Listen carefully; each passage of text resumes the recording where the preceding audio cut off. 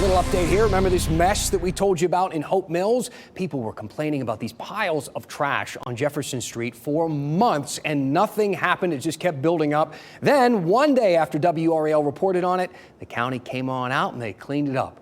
Amazing how that happens, right?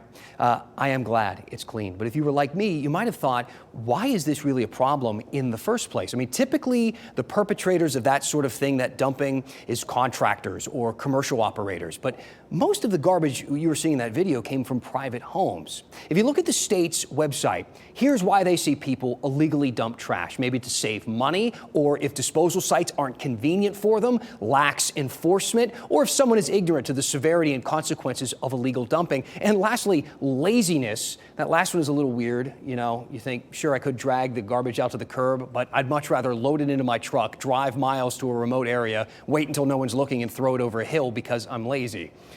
Anyhow, the motivations really do vary, but one constant for all of us is that trash is a problem in this state. In fact, North Carolinians are throwing away more garbage now than any time in the last 30 plus years. In 2022 in North Carolina, per capita, each person was responsible for 2,640 pounds of trash. That's up 23% from 1991, with our population nearly doubling since then.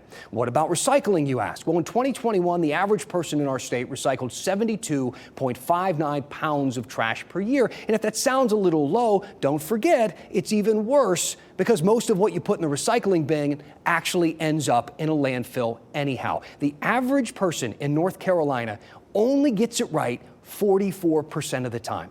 That means that more than half of the stuff that you are throwing in that recycling bin should actually be going into the garbage. And we are getting punished for getting it wrong. The Sunoco facility in Raleigh handles recycling for Wake County, and we just learned they are actually charging us an additional fee for having too many contaminated materials in the system.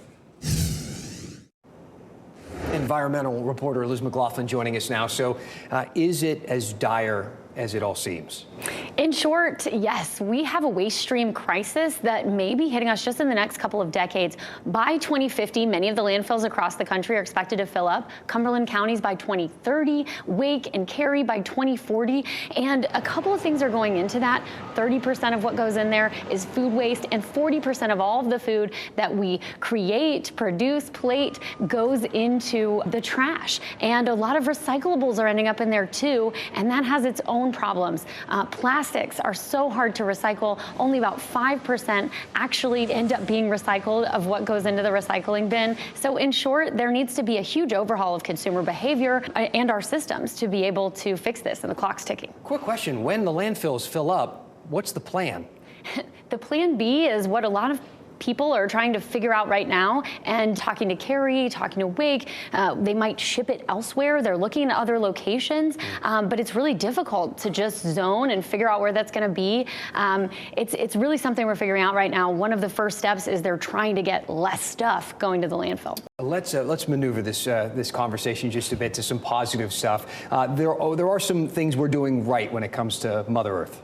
That's right. We've got some good news, at least. Clean energy investments in the state are really taking off, and that's good for North Carolina's economy. A new report from Kempower ranks North Carolina in the top 6 states benefiting from new clean energy projects since the passage of national incentives in 2022, bringing nearly $19 billion and 10,000 new jobs to the state. Albemarle has invested more than $370 million to mine lithium in Kings Mountain, and Wolfspeed's $5 billion factory in Chatham County is set to open this summer, with 1,800 employees to process raw materials for chips used in electric vehicles.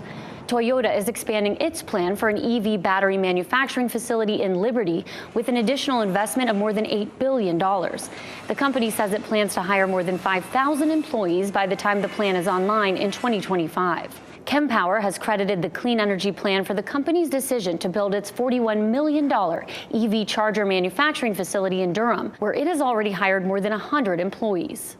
On the ground, that means that the market is evolving and that the policies are supporting the market.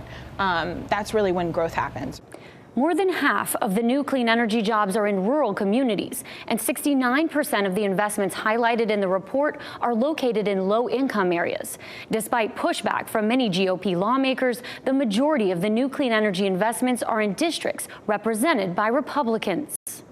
All right, thank you to Liz. I do want to mention something that I noticed when we were putting the show together today, that there were moments when that story about the environment and our top story about gun violence kind of come together. And it has to do with balloon releases.